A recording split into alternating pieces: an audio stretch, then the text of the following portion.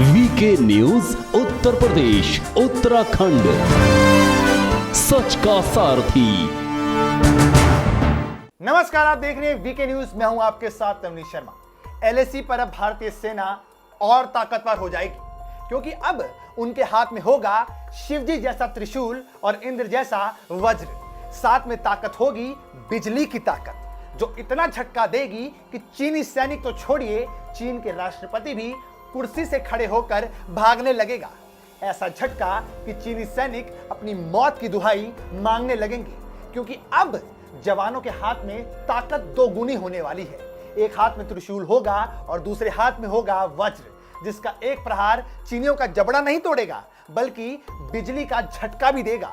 ये तैयारी इसलिए क्योंकि आपको याद होगा, जब बात शांति की हो रही थी और गलाने वाली ठंड में चीन के सैनिकों ने तार लगे डंडों और पत्थरों से भारतीय सेना पर हमला किया था। पिछले साल लद्दाख की गलवान घाटी में चीनी सैनिकों ने लोहे की रॉड पर लिपटे कंटिल तारों और टेजर्स के जरिए भारतीय सेना के जवानों पर हमला कर दिया था, जिसके बाद झड़प में भारत के 20 जवान शहीद हो गए और चीन के 40 सैनिक जो थे वो मारे गए थे। चीन के सैनिकों द्वारा की गई गैर पेशेवर हरकत का जवाब देने के लिए पारंपरिक भारतीय अंदाज में मॉडर्न हथियार तैयार कर लिए गए हैं। जी हां, नोएडा बेस्ड एक कंपनी ने हथियार तैयार किए हैं, जो भगवान शिव के त्रिशूल जैसे पारंपरिक भारतीय हथियारों से प्रेरित हैं। न्यूज एजेंसी एएनआई से बातचीत में कंपनी के सीईओ मोहित कुमार ने यह बताया कि गलवान संघर्ष में चीनी सैनिकों द्वारा हमारे सैनिक के खिलाफ वाइड स्टिक्स और टेजर्स के इस्तेमाल करने के बाद भारतीय सुरक्षा बलों ने हमें गैर घातक उपकरण विकसित करने के लिए कहा था। चीनी सैनिक तैनाती के दौरान अपने पारंपरिक हथियार अपने पास रखते हैं। उन्होंने बताया कि हमने भारतीय सुरक्षा बलों के लिए अपने पारंपरिक, यानी कि जो भारतीय संस्कृति से जुड़े जो पारंपरिक हथियार हैं, वो पारंपरिक हथियारों से प्रेरित ऐसे ही टेजर और गैर घातक हथियार जो हैं वो विकसित किए हैं। विभिन्न उपकरणों का प्रदर्शन करते हुए उन्होंने ये भी कहा कि वज्र नाम से स्पाइक्स के साथ एक मेटल रॉड टेजर विकसित किया गया है।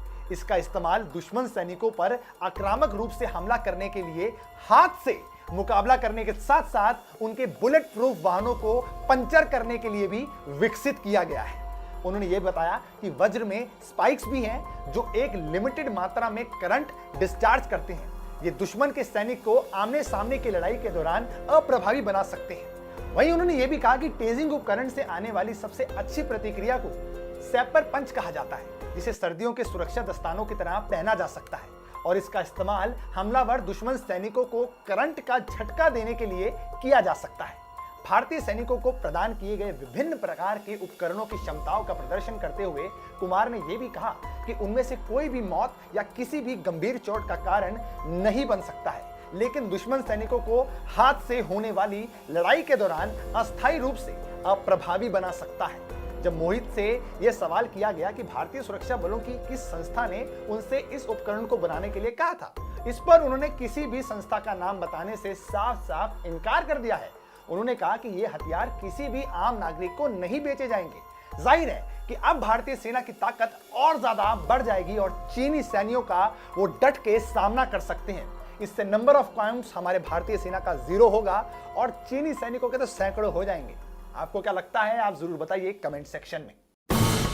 ये है ड्रीम मीडिया नेटवर्क और आप देख रहे हैं देश का पहला 24/7 डिजिटल न्यूज चैनल।